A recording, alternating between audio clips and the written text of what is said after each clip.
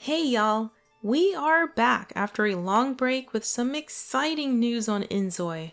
I wanted to get this video out last week, but guys, life was hitting me hard. In any case, I am super excited on some recent comments made by the director of inZOI, and I want to know what your take is on this. So, according to a recent article published on October 22nd by PC Gamer, at a game demonstration about 2 to 3 weeks ago, a Krafton representative, they don't specify who, confirmed that the plan is still to release inZOI in early access before the year is out.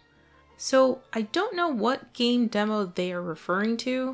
The way the article was worded was at a game demonstration this week, and since this article was published on the 22nd of October, that could mean the 3rd or 4th week of October. So this couldn't have come from Gamescom since that was several months ago in August. I know there was an esports competition in Korea around this time frame, so it could be from that as well. But if you have any clue as to what game demo they're referring to, please let me know in the comments section because I was curious. But regardless, it seems the comment was made recently, and so it seems they're still on track to keeping their promise of releasing the game this year. So no change there. However, I'd still caution you to hold your breath a little longer because anything can happen to derail a production schedule. And at the end of the day, we want something worth playing, so I say let them take the time they need for a successful deployment of this game into the hands of the players. But what's really intriguing to me is this next bit. At this week's press briefing, inZOI game director Kim Hyung-jun said that the goal set by Krafton is to update inZOI for the next 20 years. Later in the briefing, he said that he thinks it will take over 10 of those years to achieve his full vision for the game. I mean, wow, this goes to show that K-Jun means to make this game extremely robust and packed with content. Reading on, K-Jun continues, I think it has a lot of improvements that can be made. For instance, we need more cities. We want to create as many cities as possible to help people experience different cultures and different countries. And I want people to have urges to create things, to be able to create everything they want. I want maybe other games to be inside our game and actually to function. And I want to put in as many features as possible that creators could use. Whew, guys, this is really great news if you ask me, that they want to make this game foundationally sound to be able to function properly for 20 years with so much content. As well as what seems like he's referring to, which is custom content and mods from the community. Some lofty ambitions indeed, and I am here for it. They definitely have a chance of doing this. There's many games that have stood for so long that still get regular updates, so why not inZOI? This really isn't anything new or out of left field, especially since they're using Unreal Engine to build on.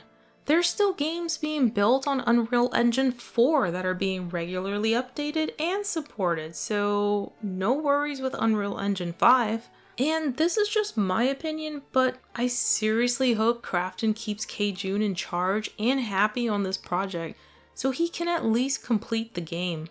This has been his brainchild and passion project, and you can clearly tell that from the way he talks about it anytime he presents, that he pours all his effort and love into this game. Yeah, they need to make a profit. Every employee there has to put food on the table, of course, but it makes a difference to a game's feel, to its quality, when you have someone working on it that is absolutely passionate about it and wants to make it the very best it can be. That's the kind of person you want to stick around. K-Jun has said this before. inZOI is still a baby learning how to walk, but in the end, I will raise it to be an amazing adult. We will continue to communicate with our players and develop a great game. That's the other aspect I really appreciate, is that they, so far anyways, are listening to the players. They even have a wish list set up on the Discord to hear our ideas, and they hear general opinions on YouTube videos, Reddit, Twitter, that they are taking into account and actually implementing them in the game. A clear example of this was the lack of diversity in the game during the 2023 playtest. They added more hairstyles and hair types to the game, gave us a color wheel for practically everything during character creation, including skin tones, and they've commented that they know they need to add even more diversity to the game, such as more hairstyles, more freedom on the body shapes and sizes. But going back to the fact that it's going to take 10 years at least to complete the game, what will that even look like? We don't know yet. They haven't confirmed the monetization model yet, such as whether or not we'll have to purchase DLCs to receive that added content. I can't imagine it's going to be free. That wouldn't be fair or make sense. I'm actually all for purchasing expansion packs, to be honest. It beats the alternative, which is microtransactions. I really do not want that. You get way more bang for your buck with an expansion pack that has a fair amount of content with good quality. No battle type passes and no microtransactions, please, if it were up to me. But guys, give me your thoughts, please. Maybe you see things differently.